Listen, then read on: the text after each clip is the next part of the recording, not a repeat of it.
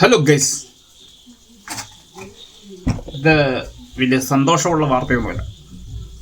നമ്മുടെ എല്ലാം മനസ്സിനെ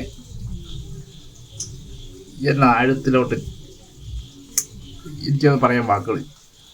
12 വയസ്സുള്ള പിഞ്ച് കുഞ്ഞിനെ ആ നായിൻ്റെ മോൻ കാണിച്ചത്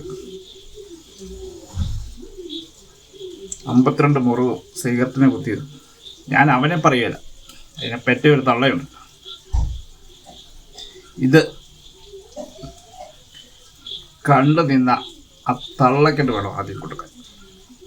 ഒരു 10 മിനിറ്റ് ആ പോലീസുകാർ അവനെ തെളിവെടുപ്പിന് കൊണ്ടപ്പോൾ ആ നാട്ടുകാരുടെ ഇടന്ന് ആദ്യം ആ നാട്ടുകാർക്ക് ഒരു ബിഗ് സല്യൂട്ട് ഉണ്ട്. എന്നതല്ല, നമ്മുടെ എല്ലാം മനസ്സാക്ഷി മരവിച്ച് പോകുന്നു എന്നൊരു തോന്നുന്നു. എനിക്കിങ്ങനെയുള്ള കേസ് കിട്ടുന്നു. ഞാൻ ആ ന്യൂസൊന്നും അങ്ങനെ കാണാൻ പോലും പറ്റുക. അവർ വേണ്ടി ആർക്കെങ്കിലും കൊടുത്താൽ പോരാ ആ തള്ളക്കിന് വേണ്ടി.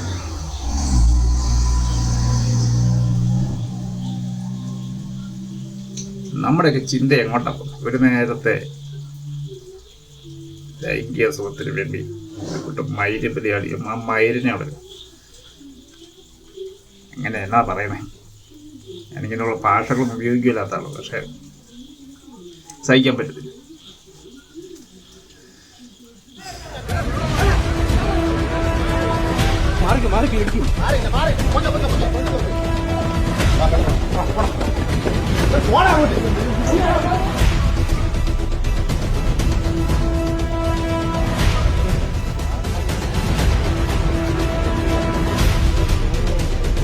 ഒരു 10 മിനിറ്റ് ആ നാട്ടുകാരുടെ കണ്ടോട്ടുള്ളൂ ഇഞ്ച പരിവാക്കി വിട്ടു. അവരിനിയിപ്പം സെല്ലിലോട്ട് ചെന്ന് കഴിഞ്ഞാൽ പ്രത്യേക സെല്ല്